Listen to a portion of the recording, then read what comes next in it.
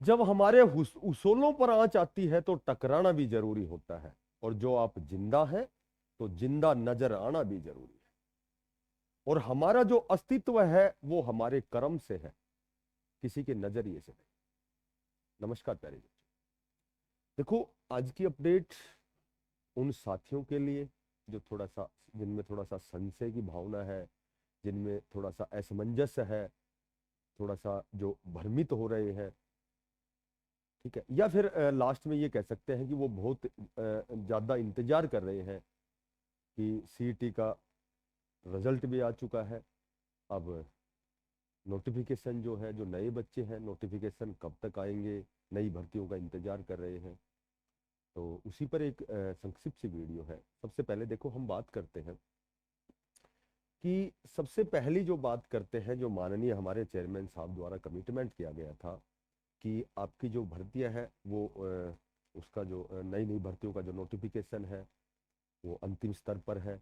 आपका जो पहले से ही आपकी जो टेंटेटिव डेट है, एग्जाम की डेट है, आपका जो कैलेंडर है, सी ग्रुप की जितने प्रकार की आपकी भर्तियां होनी है उनका कैलेंडर बहुत जल्दी जारी होने वाला है। उसके लिए एजेंसी जो तय होने की दिशा में काम चल रहा है, 20 प्रकार के विभागों का गठन किया जा रहा है। उसके बाद में एक आया था, एक और नई जानकारी थी कि आपका स्कोर 0 हो जाएगा। भाई आपका जो स्कोर है, जो आपने सीईटी में जो स्कोर अचीव किया है वो आपका 0 कब हो जाएगा। उसके बाद बात करें कि पॉलिसी कौन सी लगाई जाएगी, आपकी रिजर्वेशन पॉलिसी कौन सी लगाई जाएगी, और किस विभाग में कितनी भर्ती आएंगी। तो ये छोटी छोटी अपडेट है, बहुत ज़्यादा समय नहीं लेंगे। देखो, आपका जो आपकी जो विड्रा हुई जो भर्तियां है, 15 फरवरी उनकी लास्ट डेट है, आवेदन की लास्ट डेट है वो 15 फरवरी है, सभी को पता है। तो 15 फरवरी के तुरंत बाद में सबसे पहले आपका जो है उन भर्तियों का, उन एग्जाम का जो है वो कैलेंडर जारी होगा। 3112 पद जो पहले आपकी विड्रा हुई थी। हरियाणा पुलिस की आपकी बहुत जल्दी आपका जो फिजिकल जो पीएसटी पीएमटी है, लगभग 31 जनवरी तक जो भी कंपनी एग्जाम, जो भी आपका फिजिकल पीएसटी पीएमटी होगा, तो उनसे आवेदन 31 जनवरी तक मांगे गए हैं। और आपका जो कैलेंडर जारी होगा, आपकी टेंटेटिव एग्जाम डेट जारी होगी। तुरंत प्रभाव से आपकी जो एजेंसी जो एग्जाम कंडक्ट करेगी, मैंने बताया था, उनसे आवेदन मांगे गए हैं 31 जनवरी से पहले पहले आवेदन मांगे गए हैं। उसके बाद अलग अलग विभाग लगभग 20 प्रकार के विभाग है, उनका गठन किया जा रहा है। ठीक है। उसके बाद मैंने पहले भी कई वीडियो में आपको बताया है कि यहाँ जो आपका सी ग्रुप मेन का जो एग्जाम होना है, जो आपकी 10 गुना की लिस्ट आनी है, वो तो चूंकि आपके मार्क्स के अनुसार होगी। भाई कितने नंबर आपके हैं, कितना अच्छा आपने प्रयास किया है, 10 कितनी वैकेंसीज है, उसकी 10 गुना की लिस्ट में आप क्वालिफाई करते हैं या नहीं, वो तो सब आप पे डिपेंड करता है। उसके बाद रिजर्वेशन की बात करें तो रिजर्वेशन के लगभग जो आपके हैं, रिजर्वेशन के जो भी आपके, मैंने बताया था कि रिजर्वेशन के आपका जो केस चला हुआ था, तो लगभग आप जो भी रिजल्ट आ रहे हैं, जो भी लिस्ट आ रही है, तो रिजर्वेशन आपका पहली स्टेज पर दिया जा रहा है। यानी कि कहने का मतलब ये है कि मैंने पहले भी एक आध बार बताया था कि जर्नल की जो 10 गुना की कट ऑफ आपकी ज्यादा रहनी है, और कैटेगरी जो आपकी है, कैटेगरी है, इसको मैक्सिमम से मैक्सिमम बेनिफिट होने वाला है। क्योंकि कैटेगरी के जो बच्चे हैं, कैटेगरी के जो बच्चे हैं, अब कोई भी किसी भी भर्ती के लिए जब हम कट ऑफ बताए, तो जनरल और जो ओबीसी ईडब्ल्यूएस की जो कट ऑफ है उसमें मात्र 1 या 2 नंबर कम नहीं, कम से कम 3 से 4 नंबर नीचे होंगे। क्योंकि कैटेगरी की जो कट ऑफ है, यदि जनरल की कट ऑफ के बराबर आती है तो उसको जनरल में इंक्लूड किया जाएगा, ये रिजर्वेशन पॉलिसी बनाई जाएगी। ठीक है। तो ऐसी रिजर्वेशन पॉलिसी है जो आपका सीईटी में 10 गुना में है। यदि जनरल 70+ है तो लगभग ओबीसी डब्ल्यूएस 65 तक, या 3-4 नंबर का कम से कम गैप मिलेगा, यानी कि कैटेगरी को इसमें फायदा मिलेगा। अब बात करें आपकी किस विभाग की कितनी भर्ती आने वाली है। टेक्निकल की सारी भर्ती आएंगी, क्योंकि लगभग 12,000 के लगभग पदों पर आपकी जो सीटें वैकेंट हैं, जहाँ तक जानकारी है। तो आपकी एमपीएसडब्ल्यू की बहुत जल्दी आपका नोटिफिकेशन आने वाला है। ए असिस्टेंट लाइनमैन, सब इंस्पेक्टर, आपका जो असिस्टेंट लाइनमैन हो गया, एमपीएसडब्ल्यू हो गया, वीएलडीए हो गया, आपका लगभग जेई का हो गया, स्टाफ नर्स हो गया। तो ये सारी जो भर्तियां आपको बहुत जल्दी आपको नोटिफिकेशन मेरे ख्याल से 15 फरवरी के बाद आपको देखने को मिलेगा।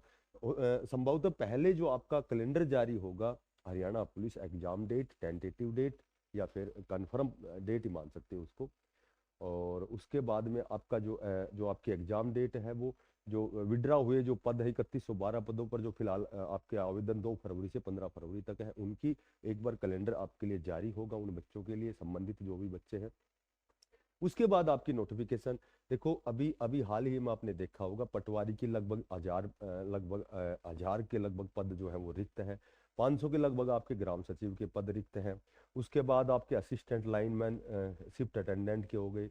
उसके बाद बात करें तो आपकी सब इंस्पेक्टर की एक भर्ती थी, पहले सब इंस्पेक्टर की एक भर्ती थी जिस पर 3 क्वेश्चनों पर ऑब्जेक्शन लगा हुआ था, तो वो ऑब्जेक्शन भी खारिज कर दिया गया है।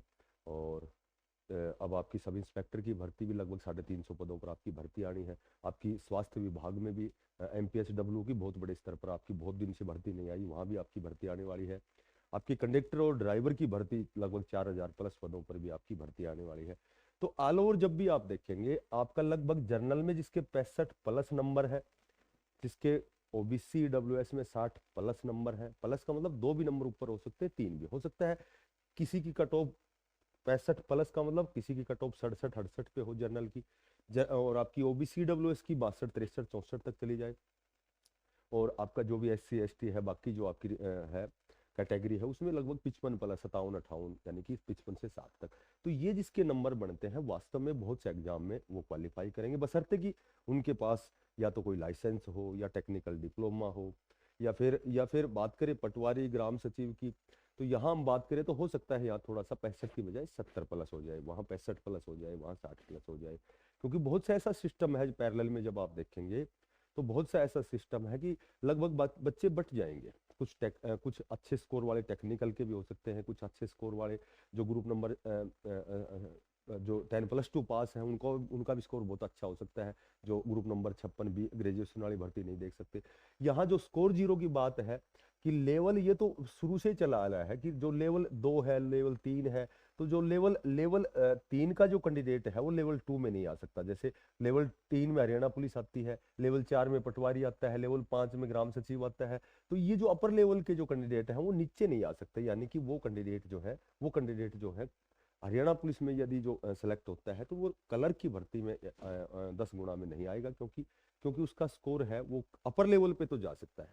ये सरकारी जो तंत्र है विभाग के अनुसार, हम ऊपर वाली जो कैटेगरी में ऊपर वाला जो पोस्ट है उस पर जा सकते हैं, लेकिन नीचे वाली पोस्ट पर बिलो नहीं आ सकते। तो उसी तरह ग्राम सचिव जो बन गया वो क्लर्क नहीं आ सकता। बहुत से ऐसे भी कैंडिडेट हैं जिन्होंने ऑलरेडी पहले से ही हरियाणा में लगे हुए हैं, जो क्लर्क लगे हुए हैं, तो उन्होंने CET का एग्जाम दिया, उनका स्कोर भी अच्छा है क्योंकि उनके पास पर्याप्त समय होता है, तैयारी अच्छी करते हैं, तो उन्होंने ग्राम सचिव के लिए तैयारी की है। तो ग्राम सचिव के लिए तैयारी की है तो वो क्लर्क में जो है, क्लर्क में कहीं ना कहीं वो आपकी जो कट ऑफ है वो कम होगी, क्योंकि वो कैंडिडेट है वहाँ पार्टिसिपेट नहीं करेंगे। जो फॉर्म अप्लाई करेंगे तो जो ऑलरेडी जो पहले से हरियाणा पुलिस में लगे हुए हैं या क्लर्क लगे हुए हैं, D ग्रुप में लगे हुए हैं, अब जैसे D ग्रुप में है, D ग्रुप में तो एक्स्ट्रा बेनिफिट क्या हो गया कि D ग्रुप में जो C ग्रुप का कैंडिडेट है वो D ग्रुप में नहीं आ सकता, ठीक है, तो डी का जा सकता है ऊपर। तो D ग्रुप में भी आप जिसका CET क्वालिफाई नहीं हुआ, जिसके पास CET की सर्टिफिकेट नहीं है, तो उसके लिए एक बहुत अच्छा अपॉर्चुनिटी आने वाला है। लगभग 10-12 हजार पदों पर आपकी जो है D ग्रुप की भर्ती बहुत लेटेस्ट जल्दी से जल्दी आपकी आने वाली है, शीघ्र आपकी D ग्रुप की भर्ती आएगी। तो ऑलरेडी जो C ग्रुप में या तो लगे हुए हैं या C ग्रुप में जो लग गए हैं या जाहिर सी बात है कि वो D ग्रुप में नहीं आएंगे और वो आ भी नहीं सकते, और वो आना भी क्यों चाहेंगे जो लग ही गए हैं। तो कहने का मेरा मतलब ये है कि D ग्रुप वालों को भी बहुत ही ज़्यादा फायदा होने वाला है। आपकी जो वैकेंसीज हैं, पिछली बार जो मिस्टेक हुई थी, गलतियां हुई थी कि पहले D ग्रुप की भर्ती हुई थी, उसके बाद में आपकी C ग्रुप की भर्ती हुई, तो संभवतः यहाँ भी पहले D ग्रुप की भर्ती हो सकती है, ऐसी बात नहीं है, D ग्रुप की भर्ती हो सकती है। और जहाँ तक जानकारी है तो D ग्रुप की जो आपकी वैकेंसी है लगभग आपके जो नोडल अफसर भी नियुक्त हो चुके हैं, और जो भी प्रक्रियाएं हैं, फॉर्मेलिटीज है, जो भी एग्जाम से पहले की जो प्रक्रियाएं हैं वो लगभग कंप्लीट हो चुकी हैं। तो आपका नोटिफिकेशन कभी भी आपका नोटिफिकेशन आ सकता है D ग्रुप का। तो आप बिल्कुल भी पैनिक ना हो। जिनका CET का बहुत अच्छा स्कोर नहीं है या CET में डिस्क्वालीफाई हुए हैं, तो उनके लिए एक बहुत अच्छा अवसर आने वाला है, नए बच्चों के लिए और पुराने बच्चों के लिए D ग्रुप की आपकी भर्ती आने वाली है।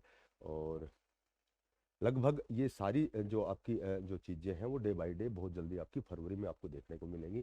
तो लगभग पॉजिटिव रहो, सकारात्मकता ही किसी समस्या का समाधान है, ना कि नेगेटिविटी। तो कभी भी किसी समस्या का समाधान नहीं कर सकती है। तो बिल्कुल पॉजिटिव होकर सही दिशा में अपना प्रयास करते रहो। बार बार प्रयास, बार बार बार। वो कहते हैं कि सवार ही गिरते हैं मैदान जंग में, सवार ही गिरते हैं मैदान जंग में, और वो क्या गिरे जो घुटनों के बल चले। तो आपको बार बार गिरना है, क्योंकि असफलता असफलता ये तो केवल 2 शब्द हैं, और जब तक असफलता नहीं होगी आपको सफलता का मजा ही नहीं आएगा। तो सफलता के रास्ते में असफलता का होना लाजिमी है, जरूरी है, अनिवार्य है, मैंडेटरी है। तो जो भी साथी नए हैं, बच्चे नए हैं, चैनल को जरूर सब्सक्राइब करें, ज़्यादा से ज़्यादा शेयर करें। हरियाणा पुलिस वाले बच्चे अपने फिजिकल की तैयारी स्टार्ट कर दे, बहुत जल्दी आपका जो फिजिकल है नोटिस उसका आने वाला है। फिर मिलते हैं नई अपडेट के साथ, तब तक के लिए बेस्ट ऑफ लक, सभी को धन्यवाद, राम।